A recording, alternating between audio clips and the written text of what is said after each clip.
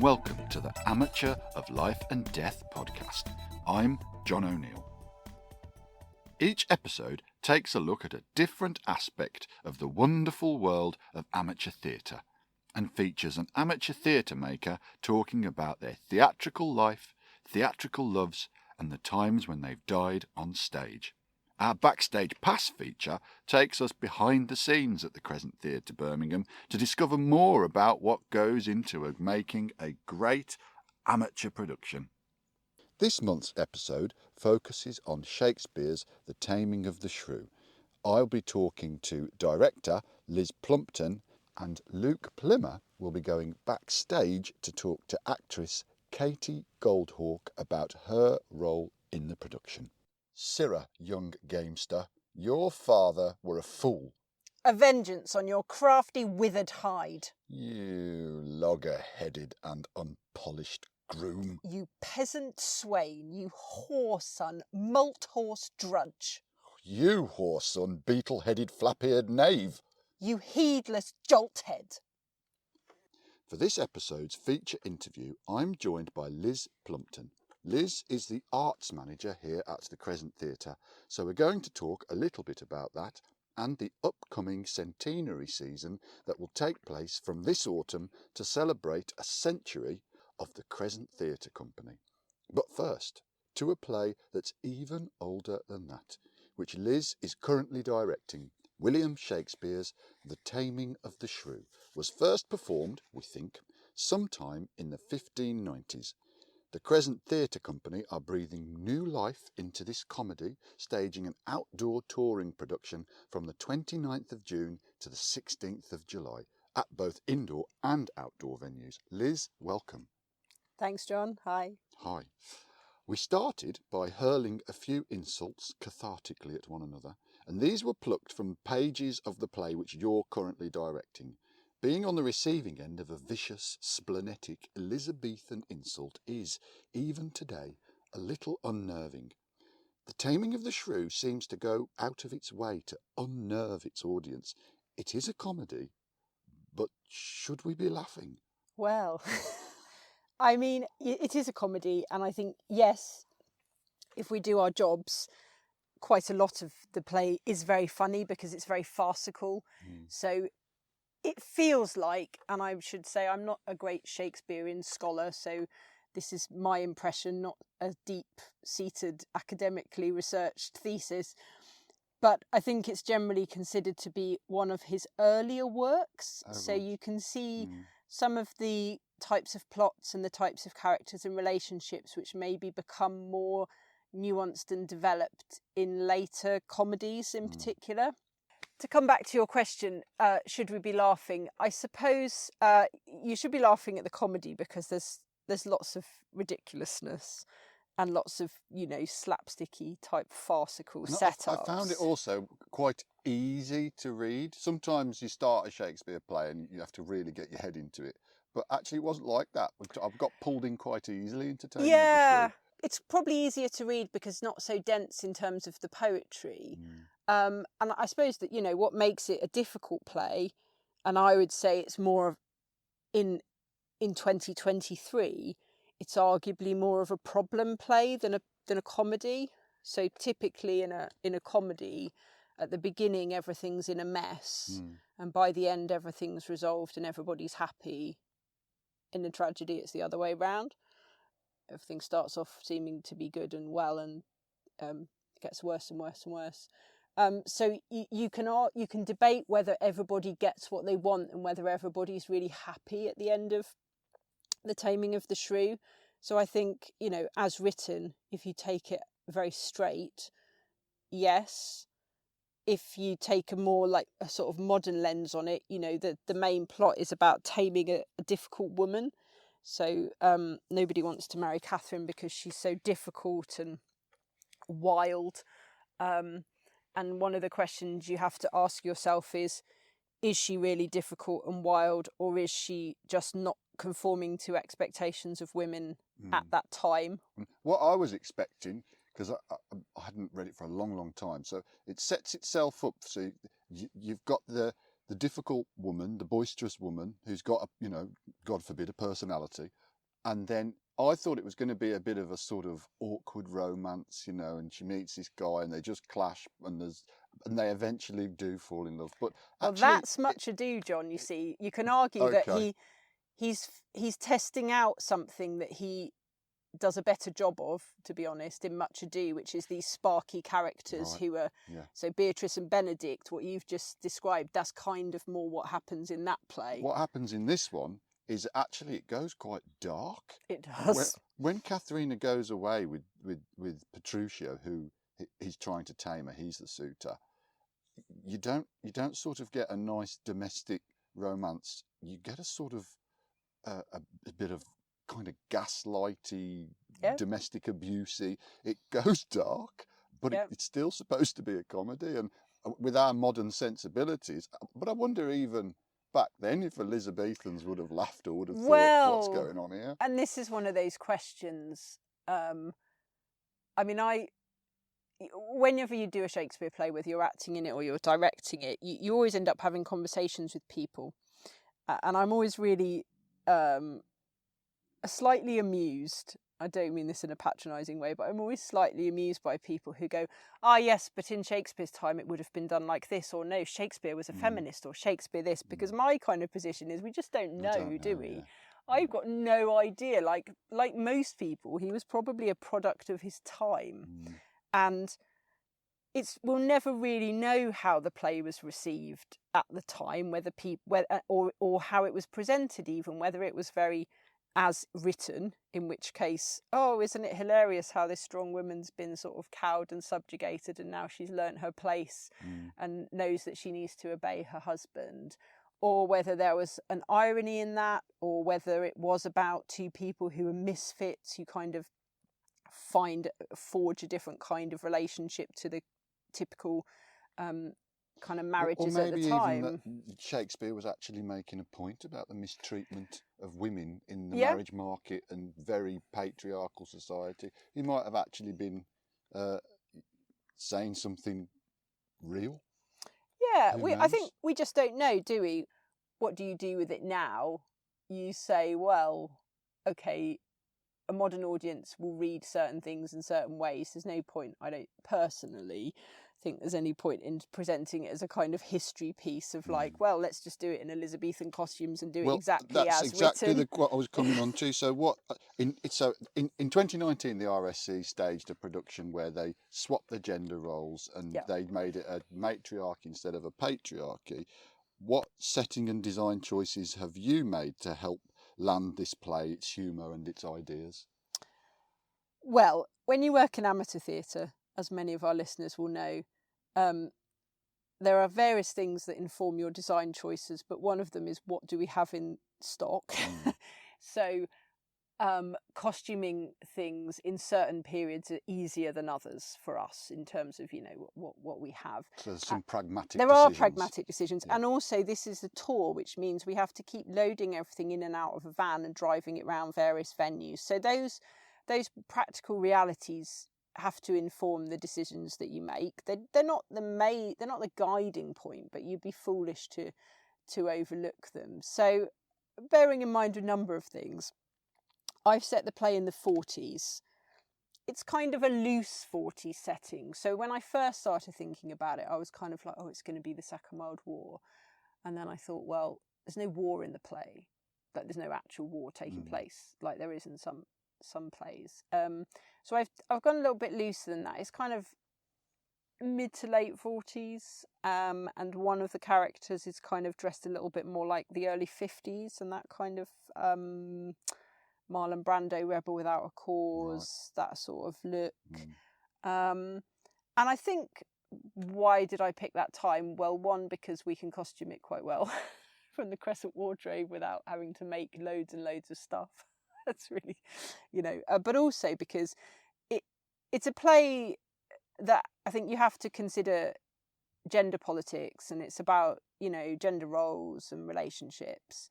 And the late 30s and the 1940s, largely because of World War II, were a time where gender roles started to change in Western Europe, certainly, because a lot of men went away to fight in the war. A lot of them never came back.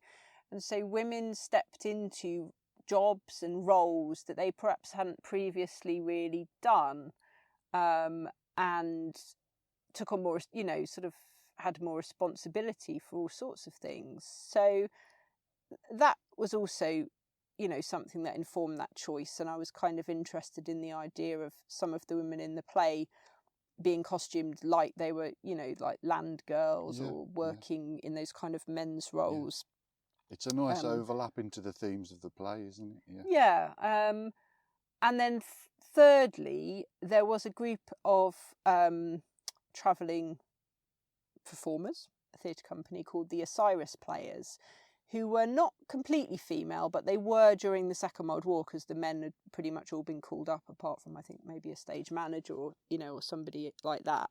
And they travelled around the country from about the 1930s till about the 1960s, performing not only Shakespeare, but they did do a lot of Shakespeare.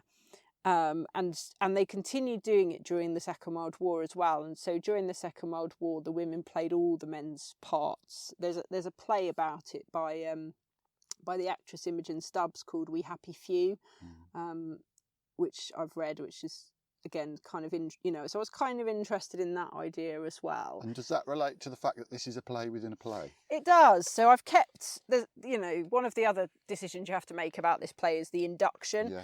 So there's this whole, it's about 12 pages if you don't cut it, of this thing that sets up a play within a play. And that's so right at the beginning of the piece, isn't it? Yeah. You're in a different place entirely, different set of characters, different You're world. in England, in a posh house, because there's a lord and people going hunting, and there's kind of a drunk lower class guy called Christopher Sly who's being chucked out of a tavern by a hostess, and he's kind of being drunk and insulting her.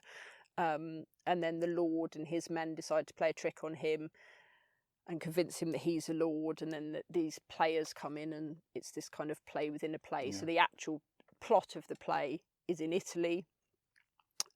So I have kept an element of that. I've cut it quite significantly, but I have kept this idea that a travelling theatre company arrives to do the play. So they bring on costume rails, they bring on hampers, and so there is an element of that which sort of fitted in with this idea of the Osiris Players. At the end of the play, we don't go back, do we, to that setting? We don't in Shakespeare's version. No. There's another play called The Taming of Shrew, which is very similar, and again, it's one of those where people don't really know how it came to be. It's possible. One theory is that actors and people who'd seen plays kind of wrote almost like rip-off copies. So it could have been that, or Shakespeare's might have been the rip-off copy in The Taming of Shrew, and in that one, the sly character appears at points between the acts, and does come back at the end. So you don't know really. Maybe they might have lost those pages. I just thought, okay, it was a fun device to begin with, but it doesn't. I'm not sure what it achieves. I mean, maybe audiences in the 1590s really loved that stuff. There's a lot of things that now you think, why is this here? It's not that great, but maybe it was just popular. Play within a meta. Everything went. Yeah. Meta. Everything's going multiverse at the moment, isn't it? So back then, maybe everything went meta. It might have just been the fashion. Thank you. Now, Liz, let's move on to your other role, arts manager for the Crescent Theatre. It sounds like a responsible job. What's involved? So arts manager is an elected position on the board. The Crescent Theatre is a charity, so it's run by a board of volunteers, I suppose. And it's a post you hold for 2 years. It's an elected post, and I don't actually know if it's written down anywhere what you do. If it is, no one's ever shown me, so I don't know. I might be getting it wrong. But what I do in practice is principally have responsibility for programming the season, so the plays that the Crescent produces. And that must be quite involved, because I imagine you must have to, have a long list and a short list and be reading a lot of plays to work out what you want to put on. And then you've got to juggle what rights you can get and what rights you can't get. Absolutely. So that is that is a big part of it, and it's not that I do everything on my own. I have people that help me, and there are processes that we go through in agreeing a season with members of the board and the heads of the technical sections in terms of it being feasible to produce. So choosing the season is a significant responsibility, and like anything like that in an organisation of 300 members, or their 250, 300 members, it is impossible to please everybody, and everybody has an opinion on what the theatre should or shouldn't be producing. Yeah, absolutely. So you've got all of that going on, and I am also involved in allocating and selecting directors for the shows, and in supporting with. I've got a team called the Arts Management Team, one of whom is assigned to each production to support the director, to be a second pair of eyes, artistically speaking, to be sometimes a bit of a troubleshooter, because things can get tricky in, as you know, in producing amateur theatre, and kind of one of the things you do as for your the production support for a show, so I fulfill that role also on some shows, is you attend the auditions, you attend the production meetings, and so you become a kind of repository for soft intelligence about all sorts of things. Yeah, about what's going on. Which might be helpful to share with people, to help to inform choices that they make. And I'm a member of the board, so I attend board meetings once a month. I report to the board in terms of the activities around principally programming the season, allocating directors, getting shows on. So there's a lot to do, and on top of all that, you are currently directing one of the plays yourself as well. So I mean, hats off to you. That's a big investment of time, isn't it, into this theatre? Now, as I mentioned at the top of the interview, the season of plays that begins in September will be a special season. Can you tell us why and how this specialness has informed the plays you've programmed? Yes, so it's the centenary of the Crescent Theatre. Which is 100 years. Which is 100 years. So the first kind of performance by what later became the theatre company that became the Crescent Theatre was in December 1923. And that group of council employees from Birmingham City Council then constituted themselves into a theatre company in early 1924. And initially they were called the Municipal Players, because they were municipal workers, principally. So as we touched on, or you said, being the arts manager is a lot of responsibility and a lot of work, but I probably should also have said it is a huge privilege as well, because you get to make decisions that shape the kind of artistic output of the theatre. You get to work with some really talented people. We're a great theatre company, and you get to sort of carry on the legacy of some amazing people over the last 100 years who created a theatre company, who built it up, who oversaw 3 different buildings that the company has so far inhabited in the centre of Birmingham. And you think of the enormous kind of social and political changes that 100 years has encompassed. Yeah. And the great thing about theatre, the involvement in it, I think, is that you do get that culmination point, you get that payoff, you get that moment of celebration, because when a good play hits the stage and it sells, it's just electric, isn't it? And that's something that's just wonderful to be a part of. So yeah, absolutely. So there is a lot of pride and a lot of satisfaction and pleasure to be had from the role as well. So in terms of programming the centenary season, a lot of it is kind of about celebrating popular plays and playwrights from the last 100 years.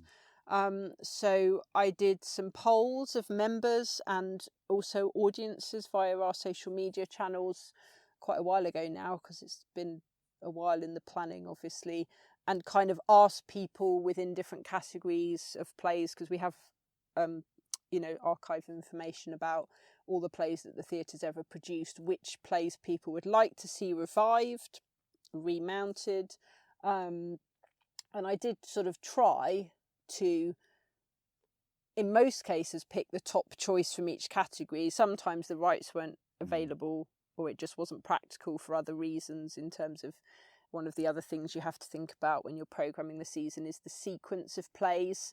So you can't really put like a massive cast Shakespeare play next to another massive, you've got to sort of You've got to think balance, about getting the cast into those roles and the production and all that. And the costume and all of that sort of thing. So I did, in some ways it was easier to program because I did a lot of it based on feedback from members and audiences about what they would like to see. So they made the choices. They did in some, in quite a few cases. So we're doing some classic comedy. We're opening the season with Blithe Spirit, so sort of classic Noel Coward, 1940s comedy. We're doing Pride and Prejudice in the main house, so again, big sort of literary adaptation, but also a show that was the most popular in that category in the polls that I did. There's a Pinter double bill, Harold Pinter, big name. Yes, that's not necessarily the first Pinter plays we tried to get the rights for, but it's the ones that, they're great plays, but some of the more famous names. No, that was on at the Rep. Sorry, I've gone off piste. Happy Days was on at the Rep. Forget that. So doing that was really helpful, but I also like to think about not just the literal history of the Crescent, as in the plays that we have done before, but also the kind of spirit of the Crescent, which has always been about doing things that are in some way challenging. So that might be challenging for audiences because they're very radical and very kind of controversial in some cases, if you look at the stuff that the company produced over the years. Or challenging as in the kind of thing that a lot of people would say, I don't think amateurs can do that. Or no, that sounds really difficult. So I wanted to keep a sense of that, celebrating that sort of spirit in the centenary season as well. So in the season that's just ending now, we did Shakespeare in Love, which was a big challenge for the theatre, but one that we did really well. We did Into the Woods, which again is a very challenging piece for an amateur company, and that we did very, very well. So in the centenary season, for a while I've been interested in the idea of doing House and Garden by Alan Ayckbourn, which are two plays taking place simultaneously in two different venues. The unique set of challenges for House and Garden, a simultaneous play, two plays happening at the same time where the same cast is in both plays. Yes.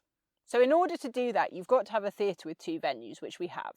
And there are other amateur theatres that also have two venues, but not that many, actually, that own, that sort of own their own building like we do. Lease it from a trust, I should say. So you've got to have two spaces that are suitable for the two plays. You've got to be a bit insane.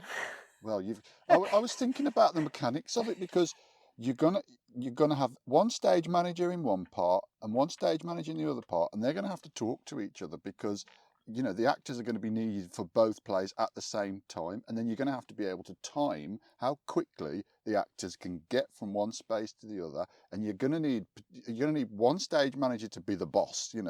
So there's all sorts of new mechanics that come into play. There are. So I think, in terms of what I said about doing challenging plays, it's not a challenging play in its subject matter. It's quite a safe choice in that sense. Alan Ayckbourn is, and it's a real comedy, well-known name. They're broadly comic, although there's always a bit of bittersweet stuff in Ayckbourn's usually, and in these also. But yeah, what makes them challenging is the mechanics. And I find people fall into two camps when you talk about this to them. There's a group of people who go, oh no, that sounds really stressful. How will that work? I can't cope with that. Oh my goodness, it will go wrong. Someone will be late, and then what will happen? Yeah.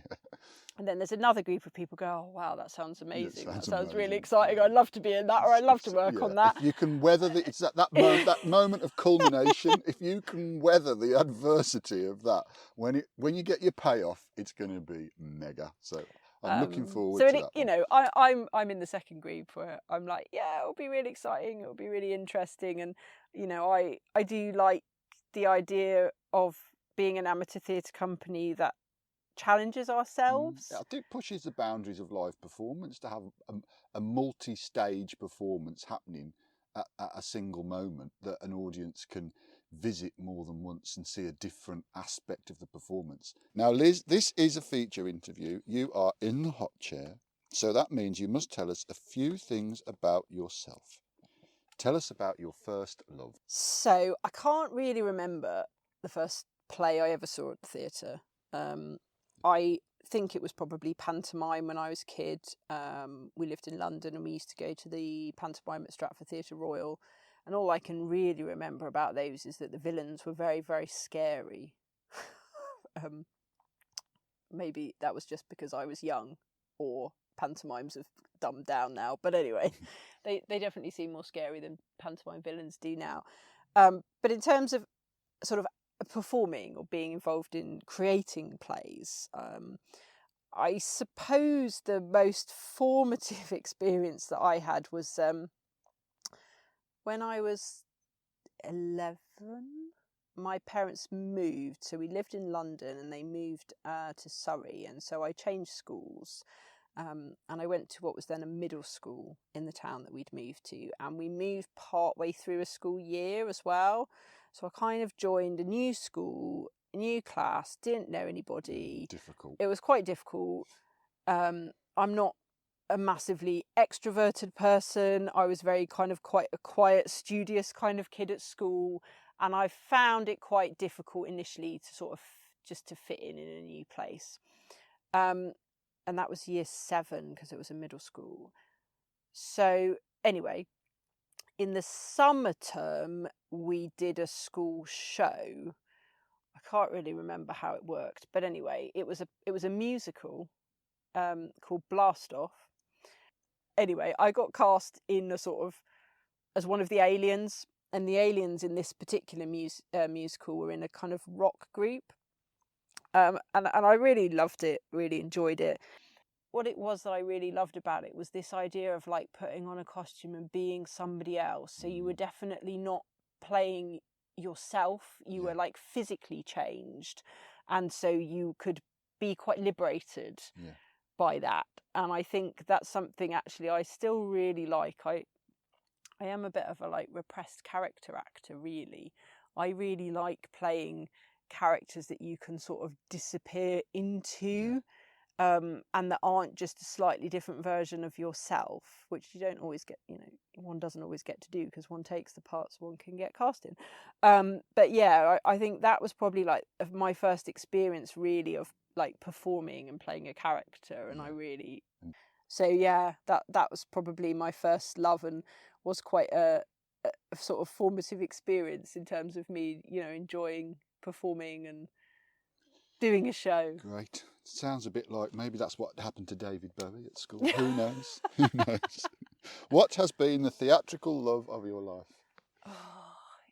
In terms of plays I've watched, I mean, I see a lot of theatre, and I guess I love it when you see something and you just think that is that play. Like there's nothing, you know, you don't come out going, oh, they could have done that a bit differently, or I wish they'd done that. You just go, oh, wow, that was just so complete in and of itself. And I have quite an eclectic taste, so I watch a lot of like loads of really different things. But I remember seeing the Frantic Assembly Othello for the first time quite a long time ago now in Northampton. And I just remember watching that and just thinking, you know, wow, like I can't imagine now seeing Othello with people in like traditional costume. You know, it just, for me now, that is Othello. Like that was just seems such a perfect marriage of setting and style and choices that I really loved. Tell us about the one that got away. Oh, well, again, I don't know if I have like one, but as an actor, there's always like age, isn't there? So I'm obviously now too old to play some parts that like maybe I would have liked to I'm play. The same. There are some I think. So you kind of go, okay, well, I'm, you know, I'm probably not. I'm not going to be Portia. I'm not going to be Juliet. I'm not going to be you start to move away from some of the more middling ones as well. Maybe I'm not going to be Elizabeth Proctor or that kind of stuff. So that's just life, isn't it? I don't know about the one that got away. Like, there's stuff I'd really like to do. I suppose the obvious one that got away is that I was going to be in The Father, which the Crescent was doing in 2020, and then COVID came along. So we didn't do it. And some of the people in that original cast were in the production that we did in May of 2023, but I wasn't available. Not that I would have necessarily been cast, but I wasn't available to audition because I was directing the Taming of the Shrew. So, that kind of thing happens sometimes in life. But yeah, I don't know. I've been lucky. I've got to direct stuff I've really loved doing. I've got to play some great parts. So I don't know if I have a kind of, I wish I'd done that and then I never did. Because some of the directing wise, I'm like, well, I could still do it. I mean, I love Macbeth. I've been in it twice here at the Crescent, which is unusual. I suppose the mantra for you is it doesn't get away eventually. Eventually, it will happen. I mean, I'd love to direct Macbeth one day. I do think it is a very difficult play for amateurs to do. Not technically, but because so few characters have a really good character arc. So in a professional production, you can play Ross or Lennox or Old Man because you're getting paid. In an amateur production, you've got to find all these people to be really committed to deliver the end product, and most of the roles are quite thankless. So that I always think, I mean, I've been in it myself, so I've observed this at close quarters as well, and you think, how do you make it work? But I do love it. So that was one that I hope hasn't got away at some point. I will maybe get to do that. And tell us about the time you've died on stage. Well, I've died, as in my characters died quite a few times in various things, but the time when I've metaphorically died on stage, in terms of a mishap, was during a production of a Somerset Maugham play called The Constant Wife, in which I played the constant wife.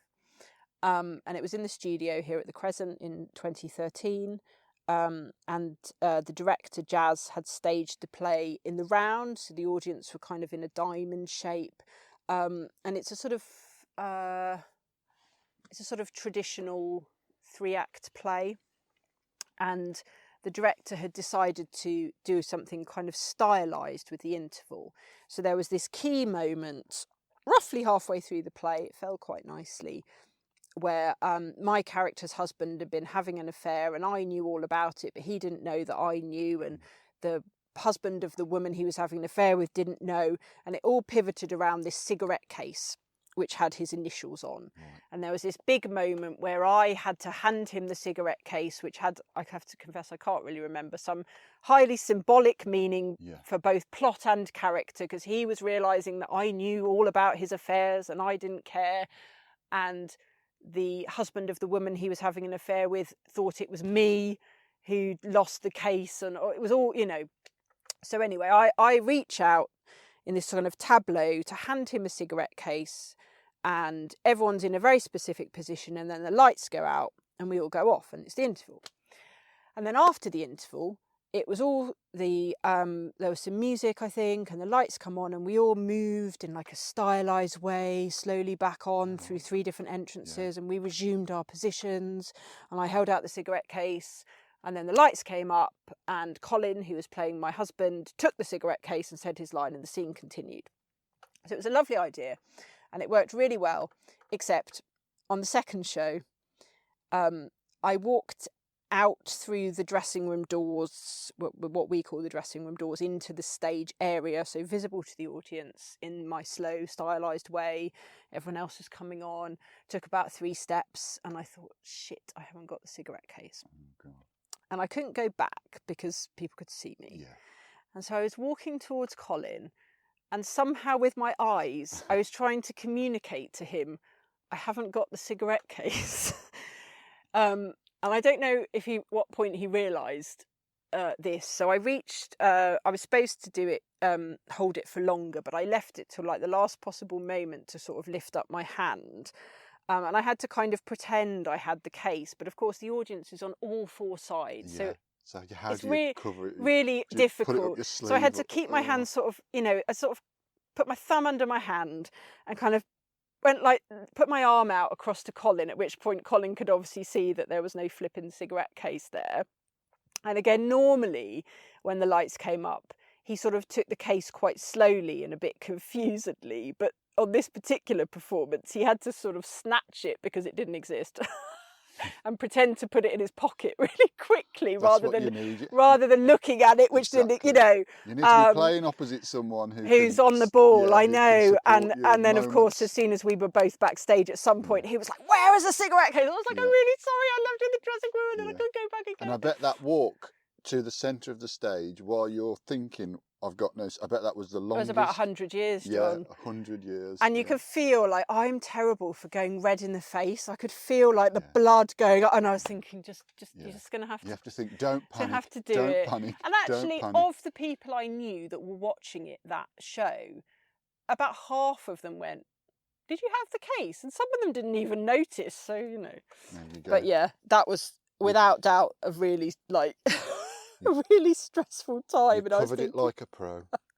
Excellent. Well, thank you very much, Liz, for coming on to our humble little podcast, which you do have a lot to do with in the background anyway, so thank you for all that work. Thanks, as John.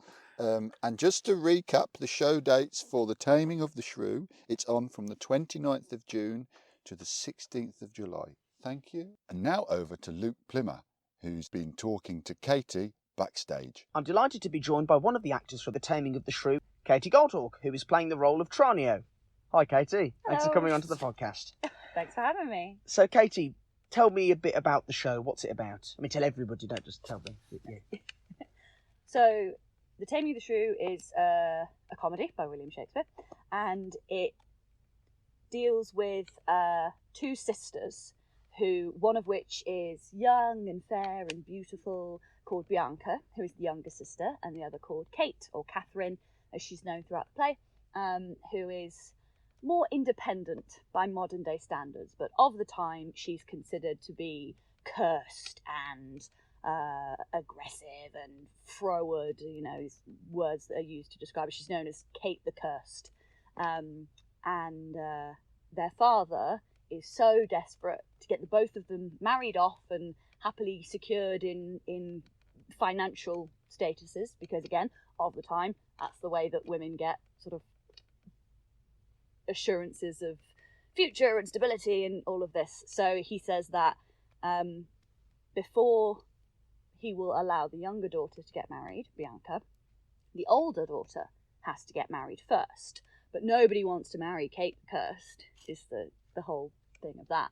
But there are many, many suitors to Bianca.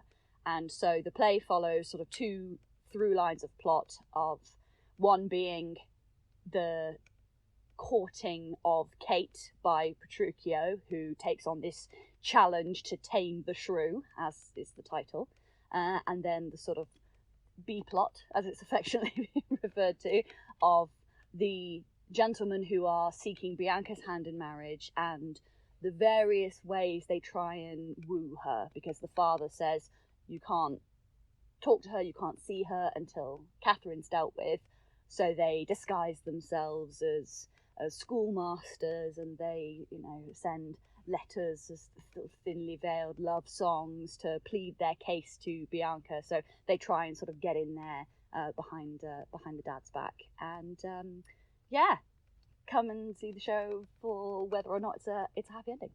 Very good plot summary. In fact, that's very helpful for the people like me who might not always be smart enough to understand what's going on in Shakespeare. It is one of those. It's we've done some work on making sure that the plot is very clear at the beginning, because it is a confusing one, and especially when you start getting into the territory of my character, for example. I am a servant to a character called Lucentio, who is one of the people that tries to woo Bianca. And his way of wooing her is that he is one of the people that dresses up as a schoolmaster and pretends to be a Latin teacher to try and get close to her. But meanwhile, I then dress up as Lucentio, so no one is suspicious that Lucentio is not around anymore. So you've got sort of layers of, firstly, what's going on the surface. Secondly, who is this person? Thirdly, who are they pretending to be? Who does this person think that person is? And what's that person's relationship to this person? Well, they said this and that happened, and it can get very, very, it's farcical at points. But hopefully we've done enough to make sure that it's clear and is also, fun and entertaining. It's not just like listening to an English lesson about this is how the story goes. So, as you mentioned, you're playing the character of a servant. So, do you think you can tell me any more about what their role in the story is, or do you think there's anything else to add? Yeah, Tranio is a fun character because she starts off as she's there to look after Lucentio. They've come to Padua on holiday, effectively, so they're basically tourists. And at the very beginning, she's looking forward to couple of weeks in the sun with some pizza and some wine, and then almost as soon as they get there, her master falls instantly in love with this woman, and this absolutely madcap sort of story of you pretend to be me and I'm going to go and do this and you're going to look after this while I'm gone sort of ensues, and she gets a little bit carried away. She starts to enjoy it a lot more than she was expecting, and that's been really, really fun to play because it's being able to enjoy a character who is also enjoying being a character. So it's all very big and very over the top. And Alex, who is playing Lucentio, has been a very, very good sport as to my increasingly ridiculous impressions of him as the play goes on. But so she's very much firmly in the B plot and does a lot of kind of driving of that story, whether in control or not. But then it does sort of run away from her at the end, and fake fathers end up being involved, and then real fathers turn up, and it's all Sure. It's very much a snowball effect sort of Nice. thing. Now, obviously, with Shakespeare plays come lines that can sometimes be a challenge for actors to learn. Have you found that? Shakespeare is very much lines of two parts, really. Okay. On the one hand, you have things that are in verse and in iambic pentameter, and the meter is there, and that can really help with learning lines because there's a rhythm to it. It's almost like learning song lyrics sometimes. Sure. Because there's a sort of meter that you have to keep to, and you will hear it. If you say the wrong word and you think, oh, actually, no, I've got too many syllables in that line. It's like saying a limerick with too many words in. Or there's rhyming bits that happen, so that helps to kind of keep you going along that line. Other bits are, to an extent, it is sometimes like speaking another language, really. And a lot of that has to be helped where you have to sort of look at the line and think, right, what does this actually mean? What am I actually saying? And looking at it in the context of the play will help to learn, will help you to learn that. But everyone's done an amazing job. Like, everybody has worked so hard on getting this right, and Lizzie's adaptation of the script is, a really good balance of kind of keeping the plot central and also keeping in like the fun and the silly moments as well. But yeah, there's been so much work on learning the lines and getting it right, and our lots of love to our PAs and prompts who have been very, very firm but fair, I think is fair enough. I did have a phone call with one of them where we went through the script, and she said, right, this is what you're saying and this is what you're meant to be saying. I'm like, I'm really sorry. So yeah, lots of frantically circled words going, it's this, not that. But sure. We get there in the end. Yeah. Do you have a favourite line? Or a line maybe that was particularly challenging and you feel very fulfilled now that you've learnt it? Oh, you've put me on the spot because I'm now thinking about my lines and panicking as to whether I do know them or not. I think my favourite line is a line that's not mine, actually, but it makes me laugh every time that she says it, and it's I'll see if I can get it. I should get it right, even though it is not my line. And it's, I knew a wench married in an afternoon when she went to the garden for parsley to stuff a rabbit, and so may you, sir. it sort of makes sense. Yeah, you in can sort of see what he's context, going for. But it is very much a sort of this character has sort of, I'm going to say something very wise now, Yes. and it just comes out, Yeah. Sure. slightly ridiculous, but like this character seems to believe that they're really saying something. Yeah. Like really, like, you know. Yeah, I get that. Profound and deep, and like yes. they're the one who's going to win. You know, they're going to walk away winning. Yeah, I get that. Yeah. Very good. So, avoiding spoilers if you can. Do you have a favourite moment in the show? Can you tell me about it? Bianca is having 2 lessons by these school teachers, neither of which are actually who they say they are. Sure. And one of them is trying to sort of flirt and flatter her with Latin, and it's sort of some of it's Latin interspersed with other bits, and then the other one is a music teacher who can't actually really play the guitar, and Sure. so it's sort of the dynamic between the 3 of them, and neither of them want the other teacher to be alone with Bianca because they don't trust him, and so they're vying for her attention, and in these sort of increasingly silly ways, and this sort of background twangling with the guitar as, you know, he's like, go and tune your guitar, and he's sitting in the background sort of nice, making ridiculous noises, and then they're doing this Latin at the front, and it's all the while, you know, Alex is wearing this wonderful fake beard, which just absolutely tickles me. Not literally. And this is all going to be during the really serious, dramatic moments. Naturally, right? yes. No, shout out to Alex's beard. Can't wait for He deserves people his to see own it. casting It credits. quite frankly does. I think if I it know. doesn't have its own listing in the programme, I'm going to be really disappointed. So I think that's one of my favourite moments, is sort of seeing them both pretend to be somebody else who can't really do their job properly, and Bianca's just all in the middle of this. Like she's very intelligent as well, and she knows something's going on, and she sort of is like, okay, right, well, you go and do this, and I'm going to go and listen to this Latin, and then oh no, I think you need to tune your guitar a bit more. Off you go, and she's playing the game almost as much as they are, and it's very, very silly and very, very funny. It is a joy to watch.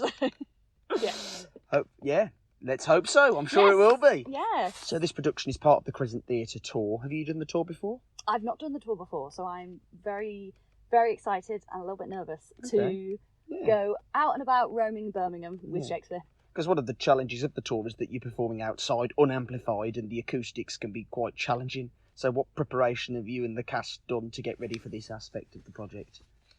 We've done a lot of work on projection and clarity, things like making sure that you don't lose ends of lines, and even in moments where you have an aside, or you're having like a secret kind of whisper moment with another character, the suspension of disbelief is that the audience still has to hear you, so you can't actually whisper or make a sort of quiet moment off to the side.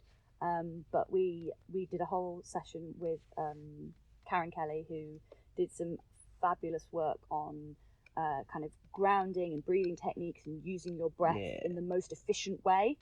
Because a lot of people think that, well, I'm outside, so I just need to shout this. And not only is that not helpful, also will eventually damage your voice. And we've got, teams of shows. I can't remember off the top of my head. I think it's more than 10. But I know it's somewhere in the teens. I should probably have found that out. It will be until it's over. Yes, but we're doing lots of shows, and so it is important that we're able to be consistent throughout the tour in volume and clarity. And so Karen does some wonderful work with us on that. We've got an outside rehearsal planned actually very soon. So we're going to be in a school field. I think it should be raining just to really test your capabilities. This is I'm going to out myself now. I wish. I hate the sun. I'm sorry. I'm too pale for this weather. If it's raining by the time this episode comes out, this will be nicely topical. This will be great. That'll be great. Accidental clairvoyance. Just a photoshopped image of you doing me doing air quotes in a rain cloud. In a rain cloud. Yeah, that'll be great. There you go. There's new artwork. You are welcome. So now we're just going to come to our quick fire questions, or backstage binaries as we call them. Basically, I'm going to ask you for instinctive responses to 2 choices. Oh, and dear. then basically at the end of the round, I'll give you an opportunity to expand on or clarify one of your choices. Ooh, So okay. for example, we've got on stage or backstage, On stage. studio or main stage, Studio. act or direct, Act. lighting or sound, Lighting. rehearsal or performance, Ooh. Performance. tech or dress, Dress. sing or dance, Sing. hair or makeup, Hair. modern or period, Ooh. Period. comedy or tragedy, Comedy. set or props, Props. Shakespeare or Sondheim. That's cruel! I'm in a Shakespeare. I'm contractually obliged to say it. Well, I did a Sondheim production, so come on. No, you're not going to offend me. Come on. Yeah, like a patter song, like a Sondheim patter song, but it's like a Shakespeare soliloquy. Nice. Like, I think that'd be really cool. Thanks so much for coming onto the podcast, Katie. Can't wait to see the Taming of the Shrew. All the best with it. Thank you very much. Thank you for listening to the Amateur of Life and Death podcast. If you'd like to listen to more, make sure you subscribe at podcast.crescent-theatre.co.uk or via Spotify or Apple Podcasts to get the next episode. You can find out more about the Crescent Theatre Birmingham and our upcoming productions, including The Taming of the Shrew, by visiting our website www.crescent-theatre.co.uk or by following us on social media. And please, if you've got something to say, get in touch via our socials.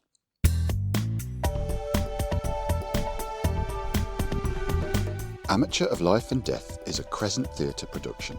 This episode was presented by me, John O'Neill, and Luke Plimmer. The music is by Brendan Stanley, and the podcast is edited by Kevin Middleton.